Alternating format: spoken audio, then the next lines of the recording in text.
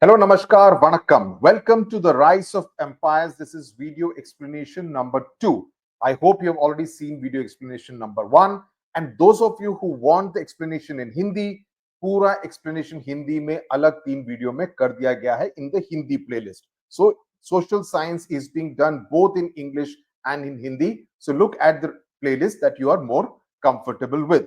And some of you have been asking me about the question bank which you should buy. There are some question banks which have already come into the market. The best one, in my opinion, is this one by Oswald Books. It's called One for All Question Bank, and this is available for all 6 subjects: English, Maths, Hindi, Science, Social Science, and Sanskrit. Okay, so this is the one for social science. This includes mind maps. This includes notes. This includes the answers to all the NCERT textbook questions. It has extra questions and answers, MCQs, and long format questions. And it has 2 practice papers right at the end. So in that sense, if you are looking for a comprehensive reference book come question bank, this is the book for you. So what I would suggest is go to oswaldbooks.com. That's the website name, Oswald with a double A, books.com. There you can make the purchase. I will put the link and the necessary details in the description box.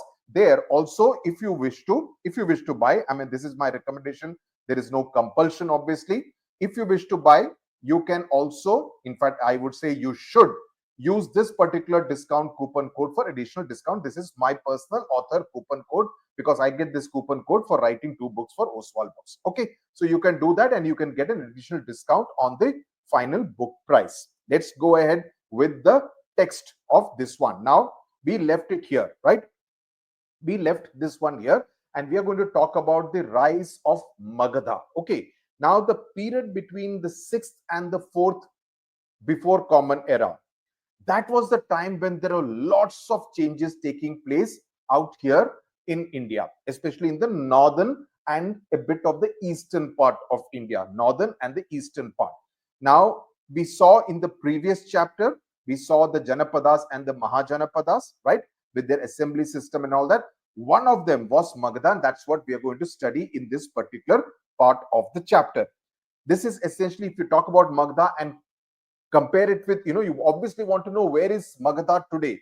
It is the southern part of modern day Bihar, above Jharkhand, in the southern part of Bihar. That is not the Bihar which is adjoining Nepal, but the southern part. Okay.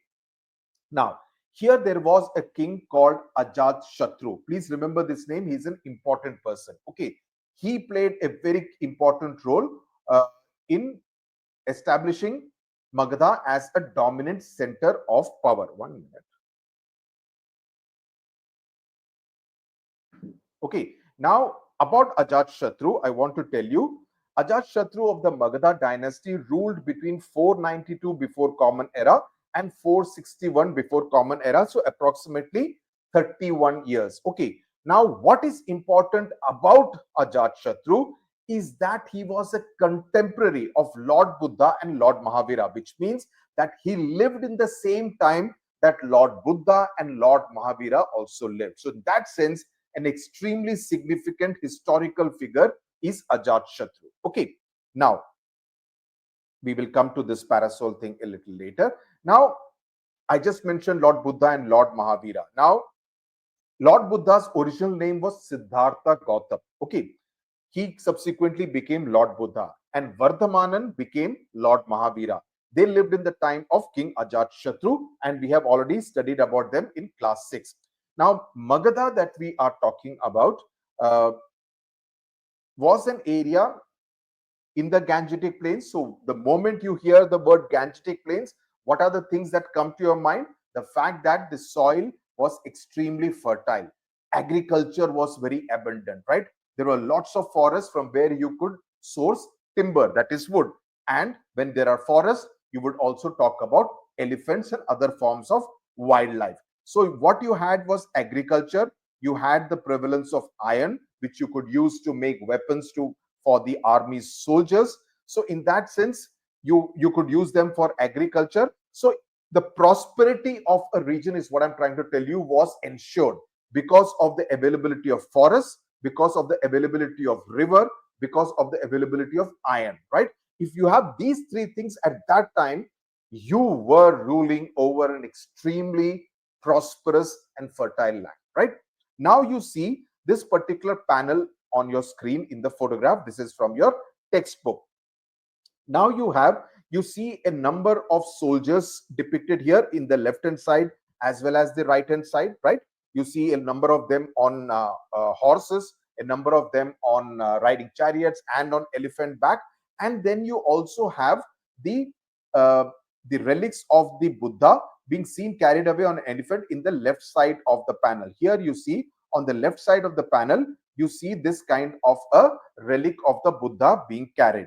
So the question that has been asked is, take a close look at the panel. How many types of weapons that you can see? You can see bows and arrows, swords, etc. You can find out. The second question is important. In the left part of the panel, a parasol. A parasol is a chhatra which is kept over the casket kept containing the Buddha's lyrics. So why is this kind of a covering there over the thing? So which I thought was an important question to which you should know the answer. Now, a parasol, which is also the chhatra or a chhatri, you can say. Not exactly, I don't want to call it a chhatri. Chhatri is what we use as an umbrella, right? This is like a more of an ornamental covering. Was kept over the casket which contained the Buddha's relics. Relics is after he was no more, his remains were preserved. For example, in a temple, I think, which is in Kandy. I think it's in Kandy, if I'm not mistaken. Just cross check in Sri Lanka. There is a particular temple in which a tooth of the Buddha is kept, right? A relic, and it's a big temple out there. We went there in 2014 December. So Buddha's relics as a symbol of honor, protection, and royal status. So that is what was being conveyed, that we are going to protect it, and we are also honoring the relics of the Buddha. People were honoring the Buddha as the supreme teacher because he was the enlightened one, right? He was the enlightened one, and therefore he deserved the highest form of respect. The parasol, the chhatra, which was there over the Buddha's relics, it also symbolized spiritual protection and ensured that the relics were kind of safe from any kind of harm. Okay, this is reason number two. This is reason number one. In case if your teacher decides to give this kind of a question as a 3 or a 4-mark question, you should know. And finally, in the Buddhist tradition, the parasol is an auspicious symbol. It signifies dignity, it signifies respect, it signifies wisdom, it signifies kindness or compassion. And these are all qualities which are associated with Lord Buddha. So the parasol in that sense is symbolic of Lord Buddha himself. Okay. Now, in the Magadha dynasty, Ajat-Shatru rule, etc., agriculture was obviously very good because it was a fertile Gangetic plains. So once the agriculture was taken care of, once it was ensured that there will be enough food grains, it allowed people to have some time where they could focus on art and culture, sing, music, dance, form, theater, etc., right? Sculpting, painting, etc. So the Ganga and the Son rivers, on the banks of which Patliputra was established, as I showed you in video number 1, it was a very geographically well located because the rivers allowed what? I'm sure you should be able to tell me right away. You should be able to think immediately. The moment I say rivers, one is for agriculture, number 2 is for trade. You can use the water route, the waterways, in order to travel from one place, Patliputra, to another place in another kingdom. So the flourishing trade contributed to the income of the empire, and that also helped the rise of the Magadha empire. I hope you are able to understand this story. I always say this: history को don't try to think, अरे history पढ़ना पड़ेगा, कितना boring है. No.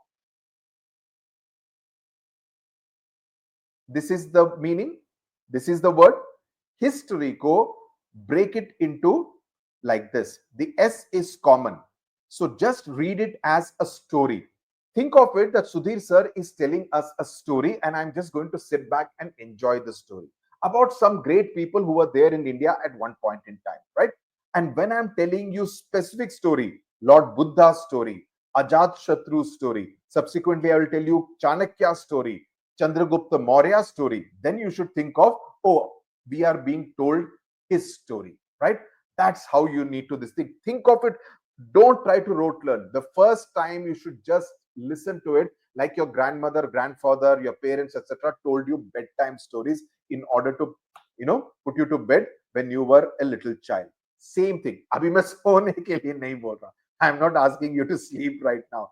The idea I am trying to convey is that think of it as a story, as an interesting story. Okay, think, psych your mind. Your mind will behave the way you speak to your mind. So tell your mind that this is what I need to do now. Okay. Around the 5th century BCE, before Common Era, there was this particular ruler called Mahapadma Nanda. There was the Nanda dynasty. Okay. He was there in Magadha and he founded the Nanda dynasty. This is before the main Maurya empire, right? He successfully unified many smaller kingdoms and extended the empire along eastern and northern India. And he started issuing coins, demonstrating his economic power. And we also know it from Greek travelers and historians who traveled to India at that point in time, that the Nandas had a very, very powerful and a large army. Okay. Now, the problem came when the last emperor of the Nanda dynasty was ruling. His name was Dhanananda. Yeah, you need to remember the name. Okay. Now, he was obviously very wealthy, but he was very unpopular. Why was he unpopular? Because he tortured, he oppressed and exploited his people. That is not what his predecessors, his father or his grandfather, the kings before him, part of the Nanda dynasty, did. He was not an ideal ruler. So that led to people, revolting against him and he becoming unpopular. And that led to the downfall of the Nanda dynasty. And then came the Maurya Empire. Okay, this part of the Nanda dynasty you should be familiar with. Small snippet item here. Okay, there was this Sanskrit, you know that you are studying it as part of Deepakam. Please ensure that you buy this question bank for Sanskrit. It will be extremely useful for Sanskrit because I'm not teaching Sanskrit. It's not my subject. I've studied it till class 8 myself. I really don't remember. So I want you to kind of buy this question bank so that you have the ready reference, so that you don't make spelling mistakes. You have someone telling you exactly how it is to be studied, right? The same oswaldbooks.com, the same author coupon code you can use there also. Okay, the links all will be there in the description box. Now the Sanskrit grammarian, okay, Panini, okay, he lived around the 5th century BC during the time of the Nanda dynasty. He composed what was known as the Ashtadhyayi, which is the ancient text which lists out the rules of Sanskrit grammar, which in about 3,996 short sutras. What are sutras? Sutras are basically phrases that capture knowledge and important ideas from ancient Indian texts, which are easy to remember. Okay, so this little bit about Panini, which I would assume can come as a 1 mark MCQ or maximum as a 2 mark as to what was his contribution to Sanskrit grammar. So this small bit you need to remember, or you could get a photograph question showing the photograph of the stamp and ask you to identify the person for 1 mark and what he did for another 1 mark. So you need to know this particular paragraph. Okay. Now let's look at the arrival of the Greeks. I will show you some beautiful illustration. This is the arrival of the Greeks, and we are going to talk about Alexander the Great. Okay, Sikandar. Okay, Alexander the Great, who was also known as Sikandar when he was in India. And this is how this particular Greek warrior looked. Okay, now when all this was happening in Magadha, a small bit we are talking about what was happening in the Greek kingdom, because of which the Greeks came into India, right? In the northwestern part of India, that is, India is like this, right? India, this thing will not be very good, so it won't be accurate. So Magadha Empire was all over this place, right? In the northwestern, that is what is today's Pakistan and Afghanistan. So from this route, people were coming into India, right? And among them were the Greeks, who were led by the Pauravas. I mean, it had a lot of small kingdoms, sorry, not Greek, a lot of small kingdoms, and among them was a ruler called Porus. Okay, Porus is the thing. We'll come to Greek. Let me tell you, sorry, I got a little confused there. Alexander, who was a powerful Greek king from Macedonia, campaigned against the Persian Empire, this thing. So Greece defeated Persia, right?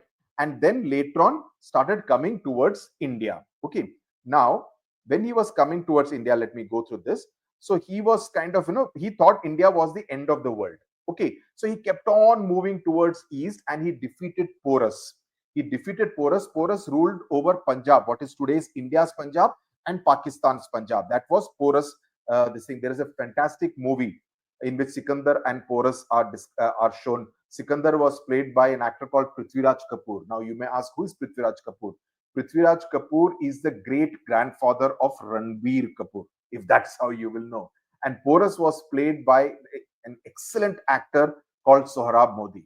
Okay, Sohrab Modi, great actor. I remember seeing this movie in my childhood in black and white. Okay, so there was this thing, he defeated Porus, but he kept on fighting, but his soldiers were getting very tired of fighting all the time, and they were very tired and homesick. They lost the will to fight and refused to move further into India, and they went back to Persia, and many of them died en route. And back in Persia, Alexander, there was a revolt against Alexander, and he died at the age of 32. He died, and his immense empire was soon divided and distributed among all the kingdoms, small satraps. Okay, so what I'm trying to tell you is that who are the satraps? I just mentioned the word satraps. I just mentioned the word satraps. Now, the satraps were the governors of the provinces of Persians and Greek empires who were left behind by the overlord like Alexander to manage the far-off territories, and they had significant control. Let me tell you, let me talk about 1 and 2 in more detail. Okay, I've made the notes for this. Now, how did the satraps wield power? Okay, this can come to you as a question. Now, the satrap system was borrowed from the Persian system. Okay, in the Persian Empire, they had the same system. So they tried to have the same system in the territories that they controlled in India. So these satraps in Persia, they had what was called a semi-autonomous. Semi-autonomous means they were supposed to be under the main emperor, but within their kingdom, they were kind of very powerful. So semi-autonomous. Autonomous means complete independence. Semi-autonomous means only half independence. So half independence because they had complete control over their kingdom, but they were still, inferior or subservient to the main emperor, right? Below the main emperor. So the kingdom was very large. Obviously, the empires were very large. So they could not be ruled by one person like Alexander. So all these satraps had a lot of power in their respective kingdoms. They collected taxes, they maintained law and order, they commanded local armies, and this made them feel like they were mini kings.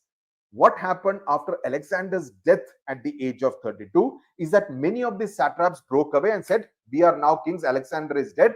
We are now kings. That's all. This is our kingdom. So we no longer have to do anything or send taxes to them, tributaries. We are no longer their tributaries. Okay, so this is one question. Take a screenshot. This is an important answer. The second question is, why did Alexander the Great, he was called Alexander the Great, want to rule over the entire world? There must be reasons. So there are 3 reasons why he wanted to rule over the entire world. The first reason is he had this great desire for glory and fame. He wanted to be he wanted to be very, very famous. He wanted to be remembered forever, even after he was no more, that even after he's dead, even today in 2025, we are talking about Alexander. That means he was successful in ensuring that even in posterity, people would remember him. He thought he was chosen by the gods to rule over the entire world. Okay. It brought him enormous wealth because the more kingdoms he conquered, he was able to get more wealthy. And Persia's wealth alone, because he plundered Persia, that alone, not even before he came to India, Alexander was already the richest man in the world, right? And the more land that he ruled over and conquered and controlled, the more political, military, and economic power he had. Economic power means wealth. Political means so many kings under him as his tributaries. And militarily, their armies were also his armies. So that made him extremely powerful. He wanted to spread Greek culture because he believed that was the best and the most superior culture in the entire world. So, he had this superiority complex about what he was really. Okay.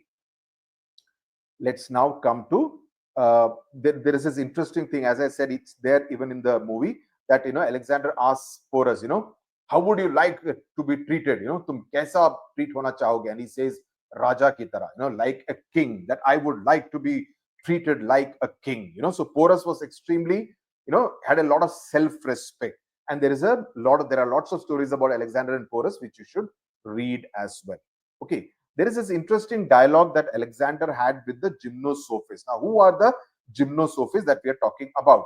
They are the naked philosophers, probably because they wore very little clothing. Now, they were known for their, uh, just like the Naga sadhus of today, they were known for their wisdom, very intelligent. So Alexander challenged them with tricky questions to see whether they are really able to answer him or not, right? Which were in the form of riddles, paheliyon ki tarah, right? So, but the gymnosophists were able to answer him with intelligent answers. For example, Alexander asked, which is stronger, life or death? Which is the stronger of the two?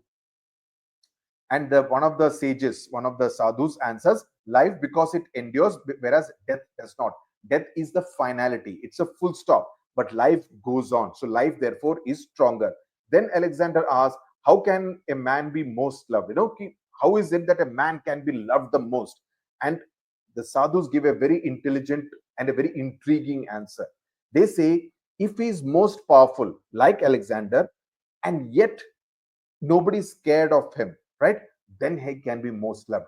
And that was a message given to Alexander, because Alexander knew that he was most powerful, but everyone was scared of him. That means he can never be loved.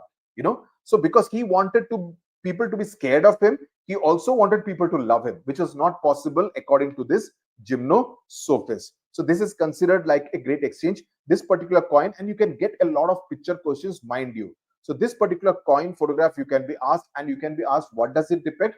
And you can be asked a 2-mark, 3-mark question around it. So this Greek coin shows Alexander on horseback, and he's attacking Porus on his elephant. So please always pay attention to all the photographs that are there in your NCERT textbook, Exploring Society.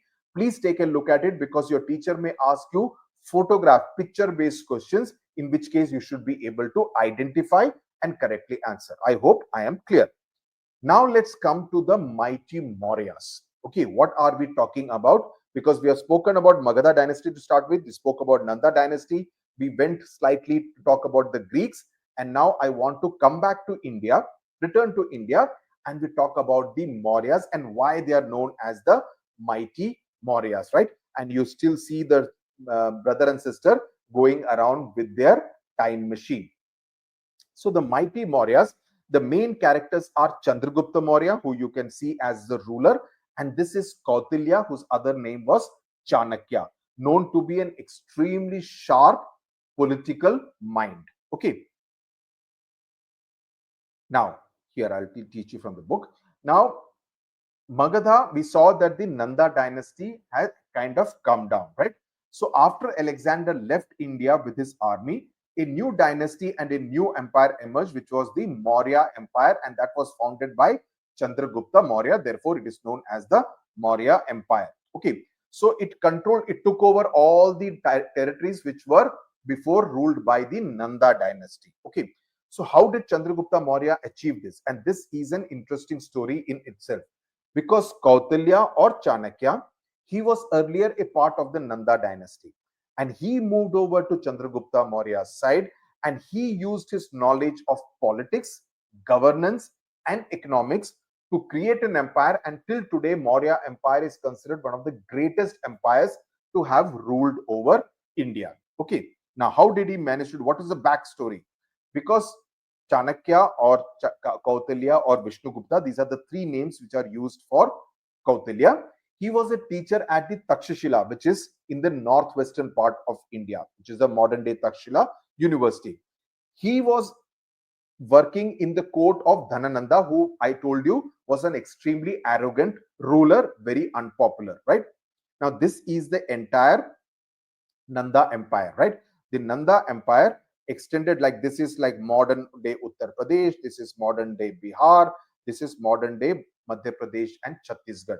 So if we were talking about today's India, it is ruling, it is kind of controlling, and even Bengal. Okay, so it is controlling about 5 states and a bit of Orissa also. Okay, about 5.5 states it is was controlling the Nanda dynasty. Okay, this one is the Maurya Empire. The Maurya Empire, as you can see, huge control, beyond just these 5 states. It has controlled Orissa, parts of Telangana and Andhra Pradesh, parts of full Maharashtra, parts of Karnataka and Gujarat, Rajasthan, Punjab, Haryana, Himachal, parts of Jammu and Kashmir, and going till Afghanistan, entire Pakistan, and this Kandahar is in Afghanistan. So you see the Maurya Empire extended like almost like, except for the bit of the South India, Kerala, Tamil Nadu, and southern Andhra Pradesh and southern Karnataka,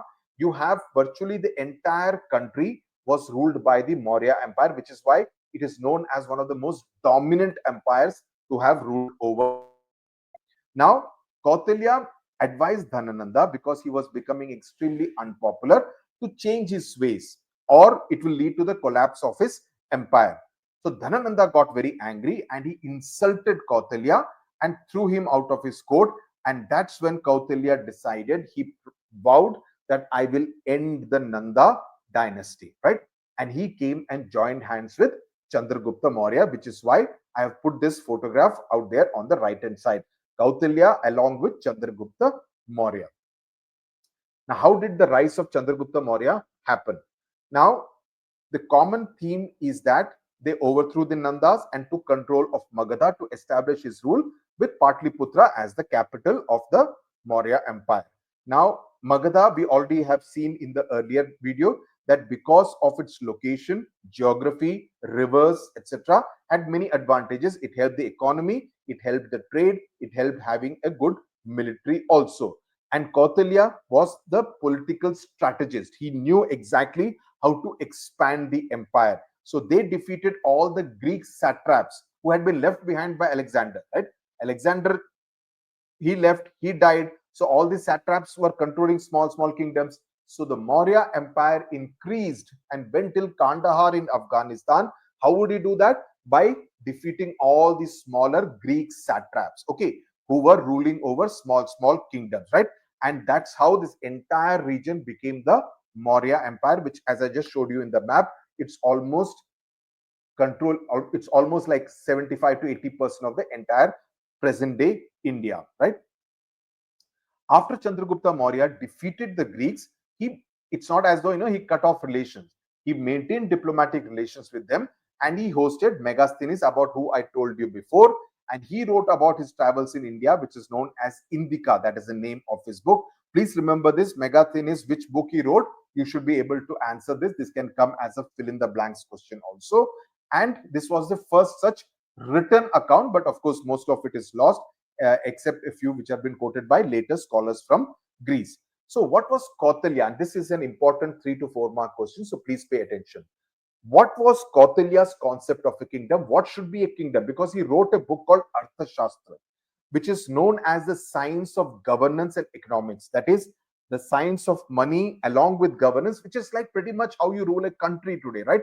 You need to have an understanding of administration, governance. You need to have an understanding of economy, right? Which is how a prime minister, president, etc., rule any modern day country in today's day and age. So Kautilya had a very clear idea about how Rajya as in kingdom, should be established and governed, right? And become more powerful in the form of consolidation. So he listed out certain do's and don'ts, certain rules in his book Arthashastra. So what are they? That he said the king is a Swami. He's the topmost person. He's the ruler. Everything flows from the king. And then the king should be supported by a group of ministers, counselors, and other high officials who will advise him, who will tell him what is the right. Because obviously a king cannot know everything. So they will tell him what is to be done about a particular issue. Then you will have the people of the state, the population of the state, many of them farmers doing their different occupations. Then you will have the towns and cities, the Durga, which will be fortified, which means they will be well protected. Then there will be the treasury of the kingdom, which will be a lot of wealth. It could be gold coins, silver coins, jewelry, wealth, currency, etc. Then there will be the forces of defense and law and order to ensure that no theft, no murders, there is law and order which is being maintained by the police, by the army. Then there will also be friendly relations with many other kingdoms who will be your mitra, your allies, a neighboring kingdom's king, who may be your vassal, who may be your tributary, but you can still maintain friendly relations with him, because obviously the Maurya Empire had so many people. So there will be many smaller kings who would be loyal to Chandragupta Maurya. So this was Kautilya's rules, do's and don'ts, that this is how the entire system of governance and economics should be. So one of the most important concept, this is the what is called the Saptanga. So according to Kautilya, the Saptanga together must create a settled, well protected and prosperous kingdom, which will be maintained through warfare, which means through battles, and through alliances, which means having friendly relations, for peace. Depending, like if the other king is not ready for peace, then you will send the army to his kingdom and try to conquer. If that fellow is saying that you are my bab, I will agree to whatever you say, then you become a friendly ally, and he will send you taxes and different kind of things, about which I spoke about in the first video, right? So the law and order situation is important, because people should feel at peace, because only then they will support. Otherwise you will end up like who? You will end up like Dhanananda. So Kautilya used all his experience of having seen what Dhanananda, the mistakes that Dhanananda made, and what Chandragupta Maurya was doing right, to write this book called the Arthashastra. Okay, so this is what punishments against for people who are dealing with corruption or any other wrongdoing. He wrote all that what needs to be done. It's almost like an Indian penal code. So what did he say? That a king shall increase his power by promoting the welfare of his people, right? For power comes from the countryside, which is a source of all economic activity. Countryside, as in the people who are there in the countryside, they are supporting him. They are generating wealth for you, right? The king shall show special favors to those in the countryside who do things which benefit the people, such as building embankments, or embankments means some kind of check dams for the rivers, etc., so that the river doesn't overflow, road bridges, making the villages more beautiful, or helping to protect. So they are doing so much of work. So it is the king's duty to protect them and look after the welfare of the people in the countryside, because at that time, obviously, there were more villages than cities. Why do you think it is important? Because if you don't do that, you will become an unpopular ruler. So Kautilya's central philosophy of governance, that this is how a good ideal king should govern, right, is in tune with Indian values. Because only when the subjects means the people, only when the people of his kingdom are happy, only then the king can be happy. In their welfare is his welfare. If they're happy, they are kind of taken care of, they will feel good about the king who is ruling over them. So he shall not consider as good only which pleases him. Only his king's happiness alone is not enough. The people in the countryside, their happiness is actually as important, in some cases, in fact, even more important. So however powerful a king may be, he must give first place to the people's interest. So all these things that he had written in the Saptanga, which is part of the Arthashastra, is very important, that you should be aware of. In the next video, we will study about this another very important king, King Ashoka. King Ashoka, he was the king who chose peace. We will study about King Ashoka and what he did in video number 3, which will be the concluding video as far as the rise of empires is concerned. So thank you very much for seeing this video, for your patience. I hope I've done justice to it. You've managed to understand what are the major features of the Magadha Empire, the Maurya, the Chandragupta Maurya Empire. And the next video, I can promise you, is going to be even more interesting. Tata, bye-bye. Thank you very much. Namaskar.